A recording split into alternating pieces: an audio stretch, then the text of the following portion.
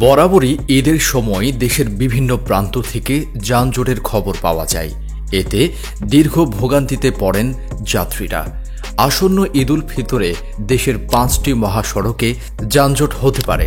মহাসড়কের এমন 159টি সম্ভাব্য স্পট চিহ্নিত করা হয়েছে। যানজটের আশঙ্কায় জননিরাপত্তা বিভাগ এইসব স্পটে ঈদের আগে ও পরে বিশেষ দৃষ্টি রাখতে সুপারিশ করেছে সড়ক পরিবহন ও সেতু মন্ত্রণালয়কে। এছাড়া জাতীয় মহাসড়ক ও গুরুত্বপূর্ণ করিডোরগুলোর সড়ক ঈদের 7 দিন আগেই মেরামত বা সংস্কার করতে বলা হয়েছে। এসব সড়কের মধ্যে রয়েছে ঢাকা বাইপাস, ভুলতা, নবীনগর, ঢাকা জয়দেবপুর, ঢাকা এলাঙ্গা, হাটি কুমরুল, বগুড়া, রংপুর, ঢাকা সিলেট, ঢাকা চট্টগ্রাম, ঢাকা গোপালগঞ্জ, খুলনা, ভাঙ্গা, বরিশাল। এছাড়া ঢাকা দক্ষিণ ও উত্তর সিটি কর্পোরেশনের আওতায় থাকা সড়কগুলো। সম্প্রতি রাজধানীর বিদ্যুৎ ভবনে অনুষ্ঠিত হওয়া ঈদুল ফিতর উপলক্ষে সড়ক, মহাসড়ক, সেতু ও রেলপথের যাত্রীদের যাতায়াত নিরাপদ ও নির্বিঘ্ন করতে আয়োজিত এক আন্তঃমন্ত্রণালয় সভা থেকে এইসব বিষয় জানা যায়। সভায় থাকা দায়িত্বশীল সূত্র আমাদের জানিয়েছেন, সভার শুরুতেই আলোচনা ওঠে সড়ক পথ নিয়ে, পরে আলোচনা হয় সেতু নিয়ে এবং সর্বশেষ আলোচনা হয় রেলপথ নিয়ে। সভার শুরুতে সড়ক পরিবহন ও সেতু মন্ত্রণালয় এবং রেলপথ মন্ত্রণালয়ের উপদেষ্টা মোহাম্মদ ফাজুল কবির খান বলেন, ঈদে 1,20,00,000-এর মতো মানুষ ঢাকা ছেড়ে যায় এবং 30 লাখের মতো মানুষ ঢাকায় আসে। এই 1.5 কোটি মানুষের ঈদ আনন্দের যাতায়াত নানান কারণে নিরানন্দের হয়ে যায়। সবচেয়ে খারাপ হয় যখন সড়ক দুর্ঘটনা ঘটে। রেলেও মাঝে মধ্যে দুর্ঘটনা হয়। যারা ঈদ আনন্দ করতে পরিবার নিয়ে যাতায়াত করেন তাদের যাতায়াত নির্বিঘ্ন ও নিরাপদ করতেই আজকের এই সভা। সভায় সড়ক পরিবহন ও মহাসড়কের পক্ষ থেকে জানানো হয়, জননিরাপত্তা বিভাগ থেকে সারা দেশে যানজটের জন্য 159টি স্পট চিহ্নিত করা হয়েছে। তার মধ্যে ঢাকা চট্টগ্রাম কক্সবাজার মহাসড়কের আছে 49টি স্পট, ঢাকা উত্তরবঙ্গ মহাসড়কে আছে 54টি স্পট, ঢাকা ময়মনসিংহ সড়কে আছে 6টি স্পট, ঢাকা সিলেট মহাসড়কে আছে 42টি স্পট এবং ঢাকা পাটুরিয়া আরিচা মহাসড়কে আছে 8টি গুরুত্বপূর্ণ স্পট। এর মধ্যে ঢাকা টাঙ্গাইল, ঢাকা সিলেট মহাসড়কে যানজটের বিষয়ে বেশি আশঙ্কা করা হচ্ছে। বিশেষ করে ঢাকা সিলেট মহাসড়কের অনেক জায়গায় খানাখন্দ আছে। এছাড়া ঢাকা ময়মনসিংহ মহাসড়কের পাশে বাজার বসে যানজট সৃষ্টি হয়। লালমনিরহাট বুড়িমারি 2 লেনের সড়কের অবস্থা খুবই শোচনীয়। ঈদের আগে মেরামত না করলে যান চলাচল থমকে যেতে পারে বলে শঙ্কা প্রকাশ করেন লালমনিরহাট, টাঙ্গাইল ও নারায়ণগঞ্জ জেলার জেলা প্রশাসকেরা। মহাসড়ক যানজট মুক্ত রাখার বিষয়ে আলোচনায় উঠলে হাইওয়ে পুলিশের পক্ষ থেকে বলা হয়, ঈদ যাত্রা নির্বিঘ্ন করতে প্রায় 700 পুলিশ সদস্য কাজ করবে। তবে আমরা দেখেছি 38 থেকে 39টি সড়কের অবস্থা খুবই খারাপ, যেগুলো দ্রুত মেরামত করা খুব দরকার। আর কিছু জায়গায় যানজট হতে পারে, সেগুলো আমরা দেখব।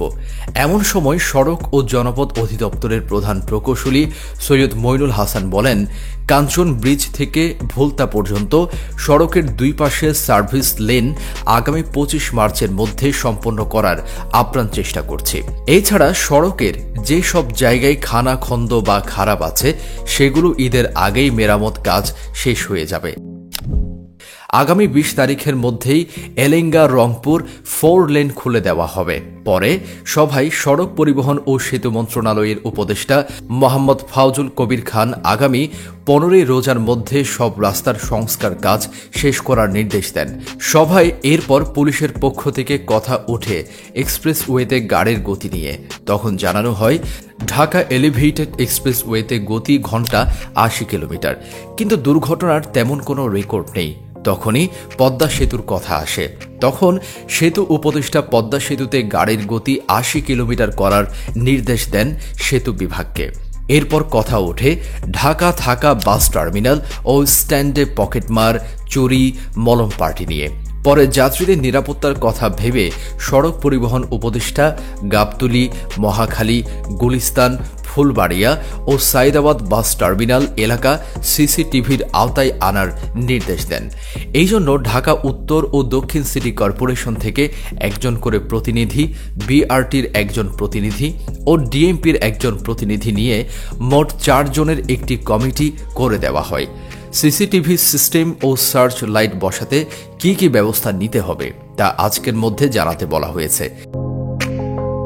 পরে আলোচনা হয় সড়কে গাছ ফেলে ডাকাতি নিয়ে। সভায় বলা হয় সবচেয়ে বেশি ডাকাতি হয় ঢাকা চট্টগ্রাম, ঢাকা আরিচা, ঢাকা সিলেট এবং ঢাকা টাঙ্গাইল মহাসড়কে। বিশেষ করে প্রবাসীদের গাড়িগুলো বেশি ডাকাতির কবলে পড়ে। এছাড়া বাসে ভাড়া বেশি রাখা হয় ঈদের আগে। এই বিষয়ে সড়ক উপদেষ্টার নির্দেশ চাওয়া হয়। এমন সময় হাইওয়ে পুলিশের পক্ষ থেকে বলা হয়, আমরা একটা অ্যাপ তৈরি করেছি, সেখানে টহল গাড়িগুলো কোথায় আছে তা দেখা যায়। আমরা এটা মনিটরিং করছি। প্রবাসীদের 2 বা 1টা ঘটনা ঘটেছে। আগামী 2 বা 3 দিনের মধ্যে বিমানবন্দরে একটি হেল্প ডেস্ক করছি। সেখান থেকে প্রবাসীদের একটি নম্বর দিয়ে দিব। সেই নম্বরে তারা লাইভ লোকেশন শেয়ার করতে পারবে। এছাড়া যে গাড়িতে সে যাবে সেই গাড়ি ও চালকের ভিডিও ও মোবাইল নম্বর রেখে দিব। বাড়তি ভাড়ার বিষয়ে বাংলাদেশ সড়ক পরিবহন মালিক সমিতির মহাসচিব সাইফুল ইসলাম বলেন, বিআরটির নির্ধারিত ভাড়ার বাহিরে বাড়তি ভাড়া নেওয়ার কোনো সুযোগ নেই। প্রতিটি টার্মিনালে আমাদের হেল্প ডেস্ক থাকবে। ভাড়ার অভিযোগ থাকলে তাদের কাছে জানাতে হবে। আর আগামী 14 মার্চ বাসের অগ্রিম টিকিট বিক্রি শুরু হবে। টিকিটের দাম সরকারি ভাড়ার বেশি হবে না। আমরা নজরদারি রাখব। সভায় 25 থেকে 28 মার্চ পর্যন্ত পণ্যবাহী যানবাহন চলাচল বন্ধের বিষয়ে সুপারিশ করা হয়। একই সঙ্গে ঈদের আগে সিএনজি স্টেশনগুলো 24 ঘণ্টা খোলা রাখার বিষয়েও প্রস্তাব দেওয়া হয়। জাতীয়তাবাদী শ্রমিক দলের সমন্বয়কারী অ্যাডভোকেট শামসুর রহমান শিমুল বিশ্বাস বলেন, টিকিটের কালোবাজারি, ছিনতাই, ডাকাতি, মলম পার্টিসহ যা কিছু আছে তার বিরুদ্ধে সড়কপথ, রেলপথ ও নৌপথে সরকারি মনিটরিং টিমের সঙ্গে আমরা মালিক শ্রমিকরা মিলে সিদ্ধান্ত যথাযথভাবে পালন করব।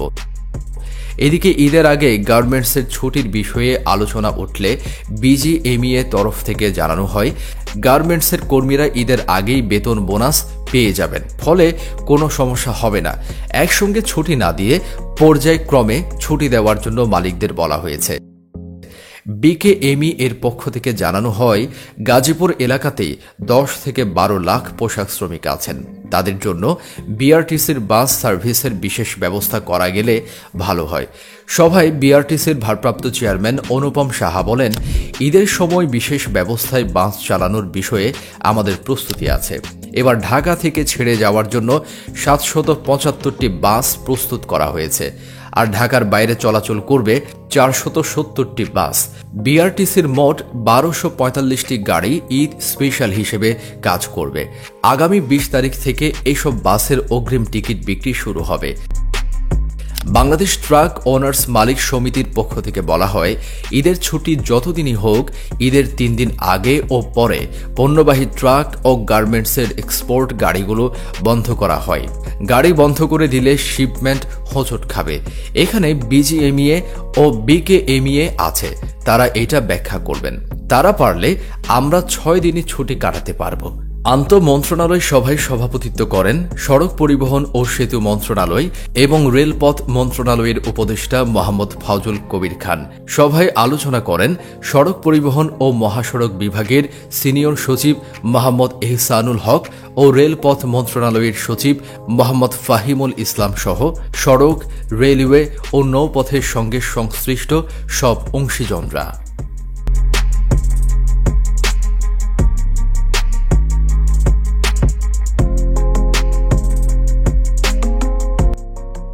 তো বন্ধুগণ, এই ছিল আমাদের আজকের ভিডিও সম্পর্কে আপনার মূল্যবান মতামত আশা করছি।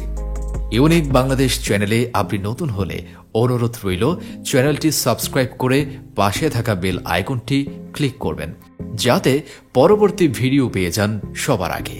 সবাইকে অসংখ্য ধন্যবাদ ভিডিওটি দেখার জন্য।